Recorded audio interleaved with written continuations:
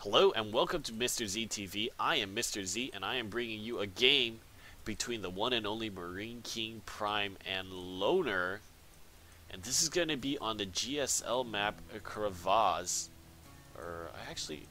No, I think it is I'm actually not sure. I don't know.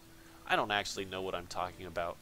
But that's okay because it's Marineking Prime versus Fever, or otherwise known as Loner.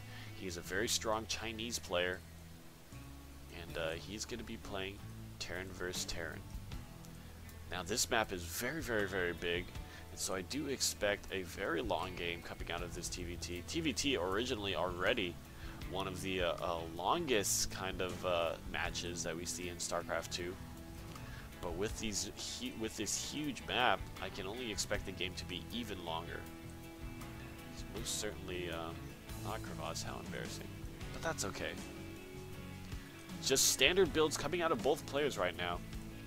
And I'm doing these cats mainly for the University of Washington people, because I know that when they come back from school or when they get home, you know, perhaps some of them are just looking for a little bit of StarCraft action. And here you have it. I'm casting some great pro gamer StarCraft 2 games for you, so hopefully you can watch this and enjoy.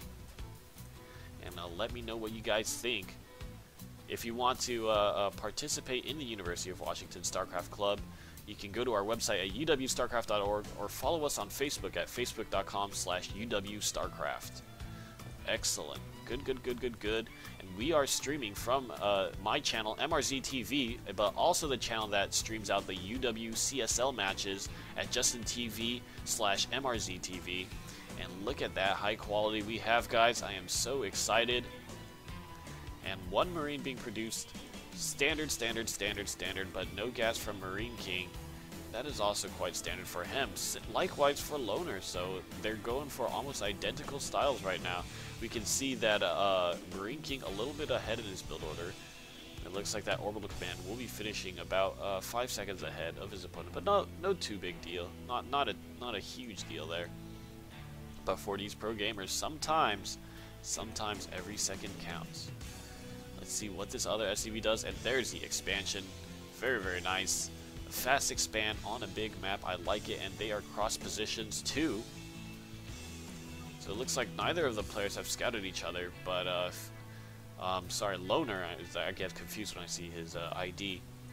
Loner is going to be the first one into the base, I think.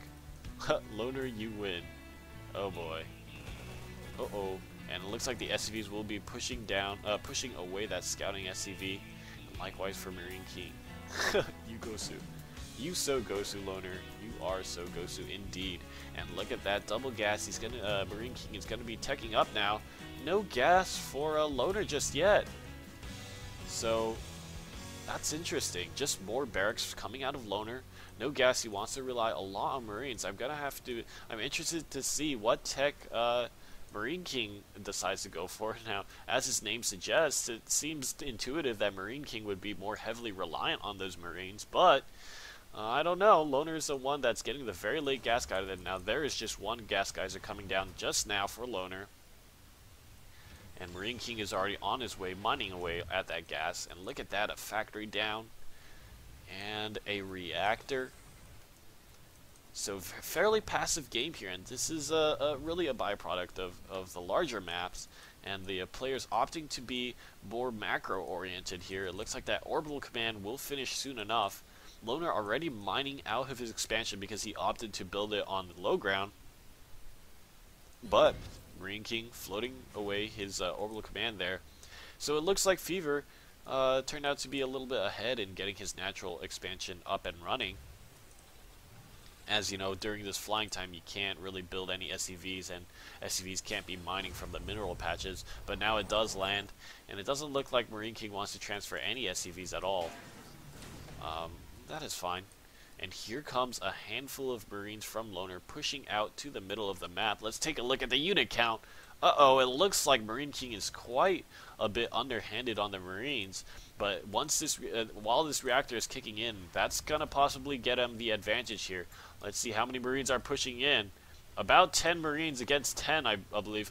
8, so it looks like Marine King is down 2 Marines, and here we go, sniping off 2 Marines right off the get-go, and Loner is going to be doing quite a bit of damage. It looks like he's going to stop mining at this expansion and gets 1 SCV and halts production on that supply depot. And that is probably going to supply block Marine King, so this is some very good damage, and oh no, will he be able to snipe down that natural expansion? If that happens, this game will probably end very quickly, and look at all those SCVs getting killed by Loner's Marines there. This command center on fire. He really needs to repair that soon, and there we go. These 3 SCVs going to be working on that, and the tank is now out, and Loner is now playing slightly more passively, and look at that, going in for a counter push, Marine King is, and he looks like he's going to be pushing away these Marines very handily, and that was a very tense moment for Marine King there. And it looks like Loner deciding to just back up all the way now. Still, the players are quite even. Let's go take a look at the income count. Because Marine King lost quite a few SCVs there, it looks like he's behind now on that SCV production. But the factory tech is out for Marine King, and he is pumping out tanks now. Factory only now just finishing for Loner. So he's going to be slightly behind in the tech, and now Loner's adding on these add-ons. That was fun to say. And he's gonna be, and Marine King's gonna be pushing out into the middle of the map himself now. Now, I wonder, nope, siege tank upgrade not finished, just started in fact. And it looks like he's supply blocked, but it looks like there's gonna be a small encounter there. Stim finished for the Marines, and they will snipe down that medevac, and Stim is gonna make these Marines so much more effective here. And look at how much damage he did. Almost no Marines left for Marine King. And that is a great timing to hit. Your opponent doesn't even have stim on the way, only combat shields, but Loner making use of that stim very well and pushing all the pushing up and killing mostly all the Marines here.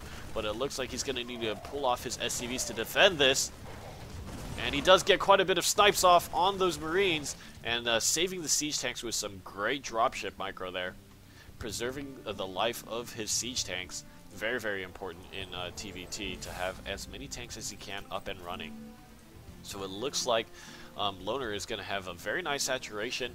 Marine King following quite slowly with his own harvester count, but that was because he sustained quite a bit of damage to his economy in that first early timing push that Loner executed with his no add-ons Marine, no gas either. And Loner is going to be catching up in tech here.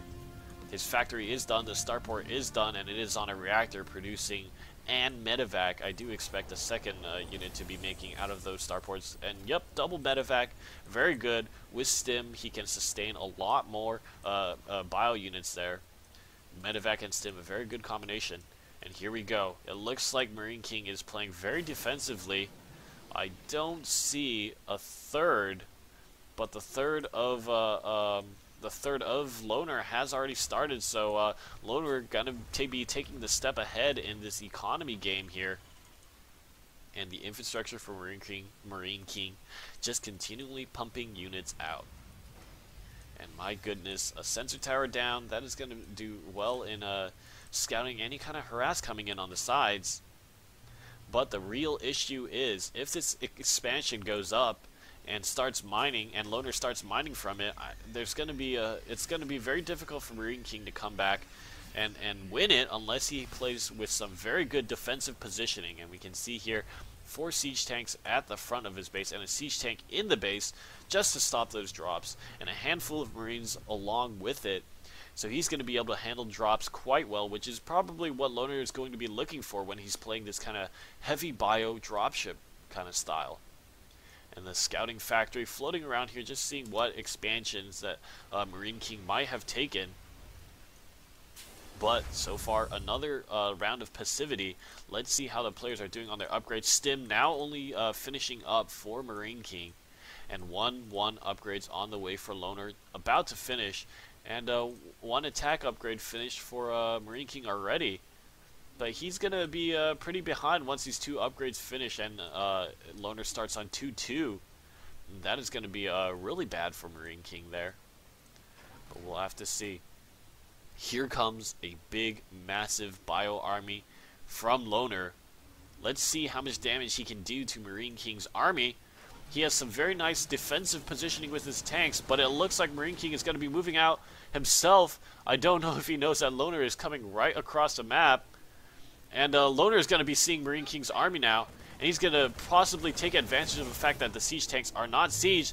And here we go, he stims in. The siege tanks now only just sieging, and Loner's going to push back before the siege tanks get situated. And he's taking 3 volleys there. And he sniped off 1 tank, but not doing very critical damage to those tanks. And these medevacs are going to be trying to heal the bio units. But here comes Marineking pushing strong here, stimming all his marines, and once again sieging his tanks. And Loner just pushing back, pulling up. Oh, and he loses that medevac full of units. That was such a big misstep. He accidentally clicked on his medevacs, putting all his units in there. And then the medevac got taken down. That is a lot of food down the drain. And here comes Marineking just very aggressively pushing up with his tanks. And the tanks now finally do get situated and wipe out so many of Loner's units. But it looks like the Marauders prevail. And they will snipe down the rest of the tanks of Marineking. So Marineking now in a full-out retreat, perhaps pushing too aggressively there. But meanwhile, Marineking expanding to the side, so he's going to be having his third here. But once again, Loner's third was so much quicker. It's already up and mining, and look at that, the 2-2 upgrades on the way, while no upgrades for Marineking. So once that 2-2 finishes, that is going to be a really strong timing, but it looks like Marineking does not want to wait. Look at how many Marines that is, just streaming down across the map, and assisted by 2 siege tanks and quite a lot of medevacs. And this is going to be a tough push for Loner to defend. Let's see how he decides to do it. Uh-oh, Loner loading up all his units into medevacs, moving the 3 medevacs off to the side, but here comes Marineking's medevacs. Oh, that is kind of bad. They could be potentially sniped there, but it looks like Marineking just going to be stimming in. And Loner pulling back because he knows he has a lower army count due to the fact that a lot of his units are in the drop. And I don't know, I'm feeling like Marineking will just go for a base trade once he realizes that this drop is coming in. He must surely see the red dots here. And look at that, he's sending more units to the front line. These SCVs just arrived, and look at that, three medevacs full of units dropping at the third. He's going to be able to do a lot of damage. I don't know if this army is good enough to defend this push. The tank gets sniped before it does substantial damage, and here we have it. Marineking probably going to decide to push up the front, go for that base trade style, and I don't know, it looks like Marineking might just be relying on the rally from his unit producing facilities to defend this drop, but here comes the big push up the front. And that is a lot of units for Loner, but they might get choked at that small area. Marineking stimming and moving in, and 2 siege tanks in the back. We'll be able to take down a lot of Marines here, but will Marineking's Marines hold themselves? It looks like the siege tanks have been penetrated, so now Marineking on a full-out retreat, and Loner got away with that drop. He just picks up his units and puts them off onto the side, and it looks like Loner deals another huge blow to Marineking's army count. And 2-2 is going to be finishing up for Loner, and this is going to be his timing to push. Marineking still on 1-1, 2-2 not even on the way. Now, if Loner decides to start 3-3 right then, that could be really, really, really bad for Marineking. Loner just playing a very nice macro game here. I would like to see him get a 4th base even. While he pushes out with his army, he's been able to do quite substantial damage to Marineking's forces, and here comes another encounter. The 2-2 units of Loner will be pushing into this tank line, and let's see how they do. The tank's unupgraded. It looks like all the bio units of Marineking has fallen, and still so many bio units from Loner remains, and he will wipe out the siege tanks, and GG. Just some very genius macro play from Loner, the Chinese Terran player, against Marineking, the ever so famous Korean Terran player, and that was one exciting series to watch. I hope you guys have enjoyed. This is once again Mr. Z, casting for you from justin.tv/mrztv. I hope you guys have enjoyed, and I hope you will enjoy these VODs. See ya!